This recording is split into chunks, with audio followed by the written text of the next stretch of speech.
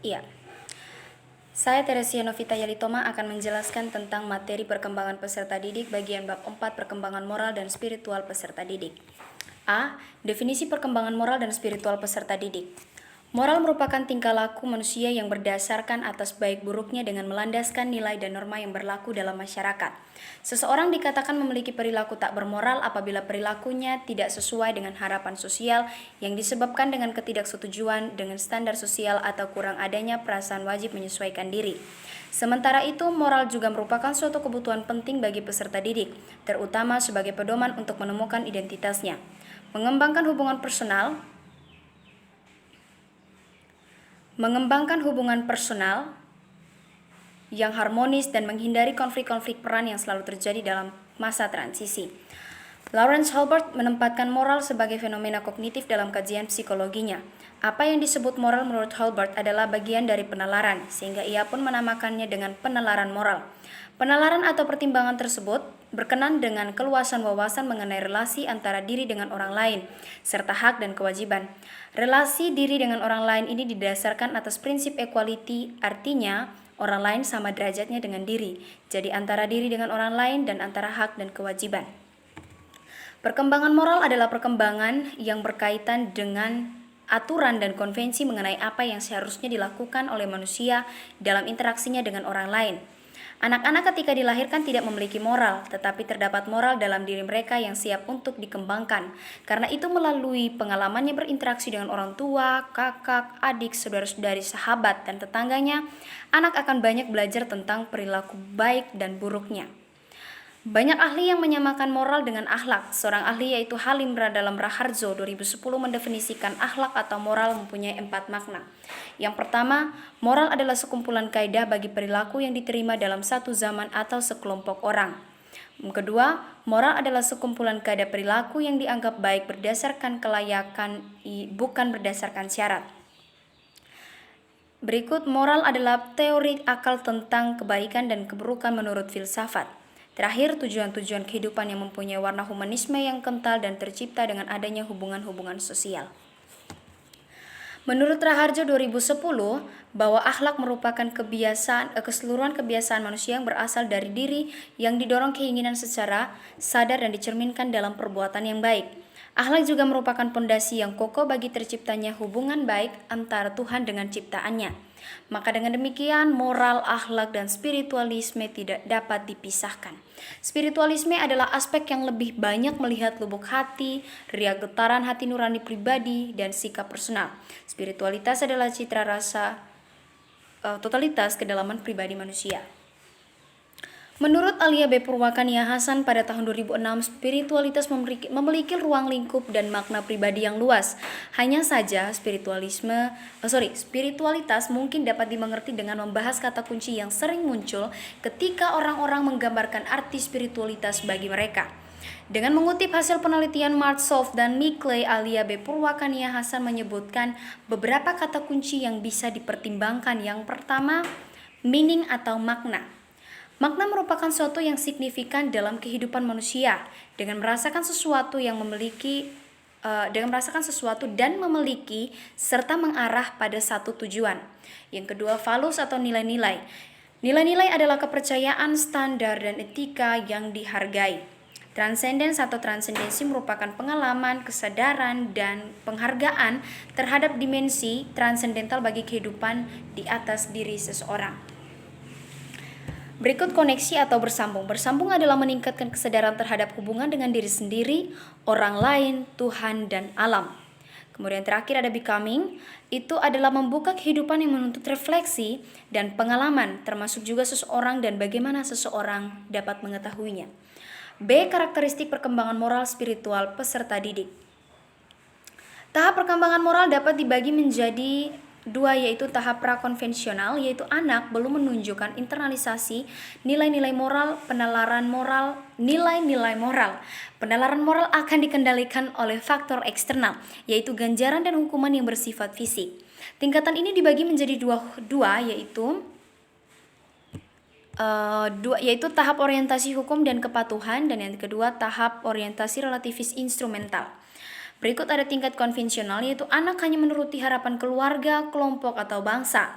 Ia memandang bahwa hal tersebut sangat bernilai bagi dirinya sendiri.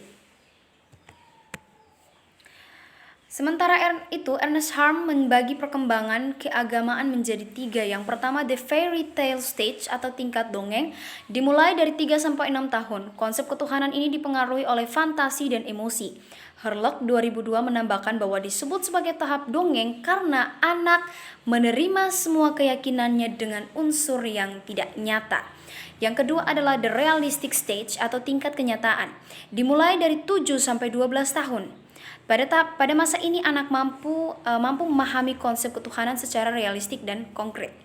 Yang terakhir adalah the individual stage, terjadi pada usia remaja, di mana pada masa ini situasi jiwa mendukung untuk mampu berpikir abstrak dan kesensitifan emosinya dapat terkontrol.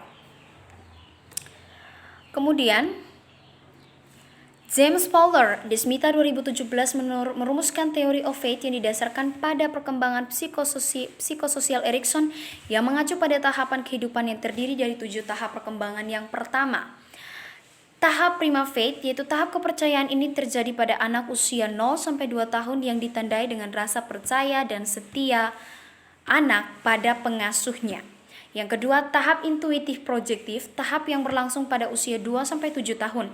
Pada tahapan ini kepercayaan anak bersifat peniruan. Karena kepercayaan dimilikinya masih merupakan gabungan hasil ajaran. Tahap mythic literal faith itu dimulai dari usia 7-11 tahun.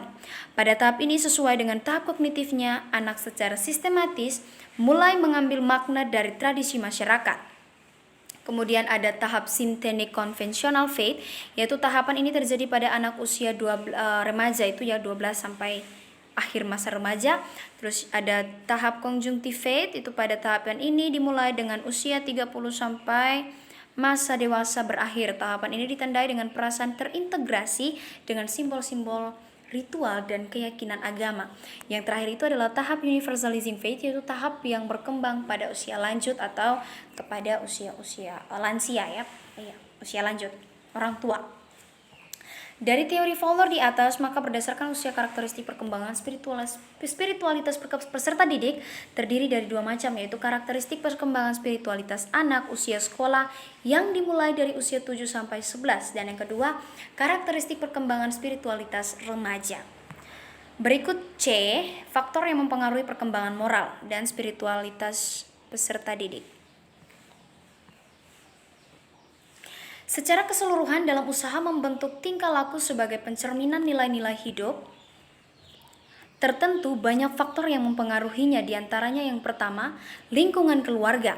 Keluarga sebagai lingkungan pertama yang mempengaruhi perkembangan moral seseorang. Biasanya tingkah laku seseorang terbawa dari bawaan ajaran orang tuanya. Terus yang kedua itu ada lingkungan sekolah. Di sekolah anak-anak mempelajari nilai-nilai norma yang berlaku di masyarakat, sehingga mereka dapat menentukan mana tindakan yang baik dan yang boleh dilakukan. Berikut lingkungan masyarakat. Masyarakat sendiri juga memiliki pengaruh yang penting terhadap pembentukan moral. Tingkah laku yang terkendali itu disebabkan oleh adanya kontrol dari masyarakat itu sendiri yang mempunyai sanksi-sanksi tersendiri untuk pelanggar-pelanggarannya. Berikut ada faktor genetis atau pengaruh sifat-sifat bawaan atau hereditas yang ada pada diri peserta didik. Hereditas itu diartikan sebagai totalitas karakteristik individu dan diwariskan orang tua kepada anak atau segala potensi. Yang terakhir, itu ada tingkat penalaran, yaitu makin tinggi tingkat penalaran seseorang menurut tahap-tahap perkembangan Piaget, maka makin tinggi pula tingkat moral seseorang. Yang terakhir teknologi, ini adalah salah satu faktor yang memang saya mau bilang bahwa ini sangat berbahaya, yaitu pengaruh dari kecanggihan teknologi juga memiliki pengaruh kuat terhadap terwujudnya suatu moral dan spiritual. Yang terakhir ini D, implikasi perkembangan moral dan spiritual peserta didik dalam perkembangan pembelajarannya. Al-Ghazali Arif 2002 menasihati para pendidik agar mempunyai sifat-sifat berikut. Yang pertama, mempunyai rasa kasih sayang pada anak didik. Ya, itu adalah salah satu sifat yang memang sangat penting. Yang kedua, tidak mengharapkan balas jasa ataupun ucapan terima kasih, dan ini adalah salah satu ciri khas seorang guru.